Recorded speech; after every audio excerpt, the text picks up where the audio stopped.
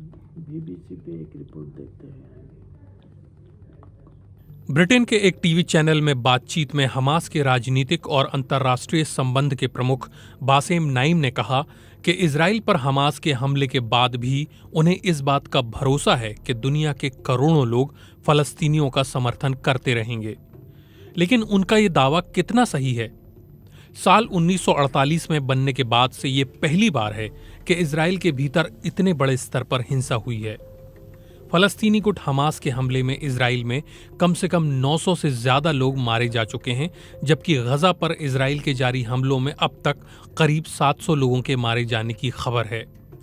Norwegian refugee council के John एगलैंड ने एक टीवी चैनल से बातचीत में कहा, हमास के हमले के बाद हिंसा की तस्वीरें दुनिया भर में फैल रही हैं। ये फलस्तीनी कॉज के लिए बहुत बुरा है क्योंकि इसका बड़ा बदला लिया जाएगा।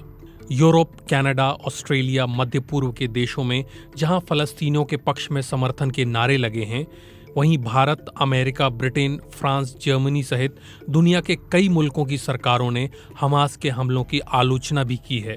थिंक टैंक चैटम हाउस में प्रोफेसर योसी मैकेलबर्ग लिखते हैं, इस हमले से फलस्तीनियों को कोई फायदा नहीं होगा।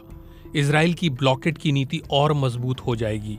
अगर हमले का मकसद इजराइल को उसके पड़ोसियों से संबंध बेहतर करने से रोकना था, तो हमले और बंधक बनाने के कदम का उल्टा असर होगा। इससे इलाके के नेताओं को संदेश जाएगा कि फलस्तीन से बातचीत में कोई विश्वसनीय पार्टनर नहीं है।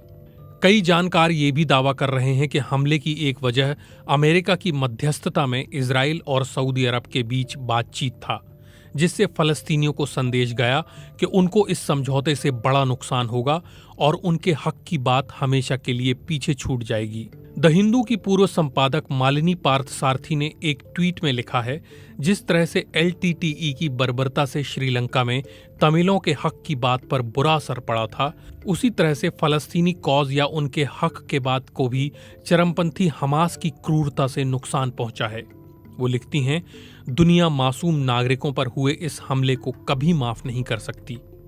उधर लीबिया, जॉर्डन और माल्टा में भारत के राजदूत रहे अनिल त्रिगुनायत के मुताबिक ताज़ा हमास हमले का फलस्तीनी कॉज या उनके हक की बात पर कोई असर नहीं पड़ेगा।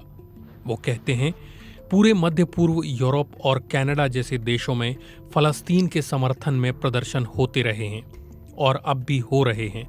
इसका मतलब है कि फलस्तीन के लिए जमीन पर समर्थन है। Centre for India West Asia dialogue में डायरेक्टर प्रोफेसर ए.के. पाशा मानते हैं कि हमास के हमले के बाद इजराइल से आ रही तस्वीरों का फलस्तीनियों के लिए भावनाओं पर थोड़ा बहुत तुरंत असर होगा, लेकिन जो इजराइल कर रहा है या ग्राउंड अटैक करने जा रहा है, उससे इजराइल के लिए भावनाएं पूरी तरह से खत्म हो जाएंगी। हमास के हमलों का असर यह है कि फलस्तीन को दुनिया के हिस्सों से मिलने वाली आर्थिक मदद पर पुनर्विचार होने की खबरें आ रही हैं। फलस्तीन के लिए ये आर्थिक मदद बेहद अहम है।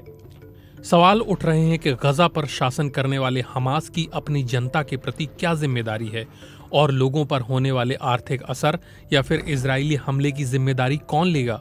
इजराइल और फलस्तीनियों की चली आ रही ये लंबी लड़ाई जमीन को लेकर है। अंतर्राष्ट्रीय समुदाय इजराइल और फलस्तीन दो अलग देशों की बात करता है जो एक दूसरे के साथ शांति से रहें, लेकिन तमाम कोशिशों के बावजूद ऐसा नहीं हो पाया है। अनिल त्रिगुनायत का मानना है कि जब तक फलस्तीनी मुद्दा हल नहीं हो जाता, तब तक ये मसला जारी रहेगा। अंतर्राष्ट्रीय समुदाय को ऐसा रास्ता निकालना चाहिए ताकि दोनों पक्ष साथ रह पाएं। Professor A K. पाशा के मुताबिक फलस्तीनी कॉज एक भावनात्मक मुद्दा हो चुका है। ये भावना सिर्फ अरब देशों या फलस्तीन के लोगों में ही नहीं, मुसलमानों में ही नहीं, बल्कि जिस पर भी उपनिवेशवाद या साम्राज्यवाद का असर पड़ा है या जो कोई भी शोषित है, उनमें फलस्तीनियों के लिए समर्थन धीरे धीरे फैल रहा है। लेकिन द हिंदू की पूर्व संपादक मालिनी पार्थसारथी इससे सहमत नहीं। वो कहती हैं, कोई भी नस्लीय और क्षेत्रीय लड़ाई हिंसा से नहीं सुलझाई जा सकती। मासूम नागरिकों पर क्रूर हमले करने से ये लड़ाई और बिगड़ेगी। इजराइल ने कहा है कि ये उसका 9/11 का क्षण है और वो बातचीत की मेज पर कभी नहीं लौटेगा।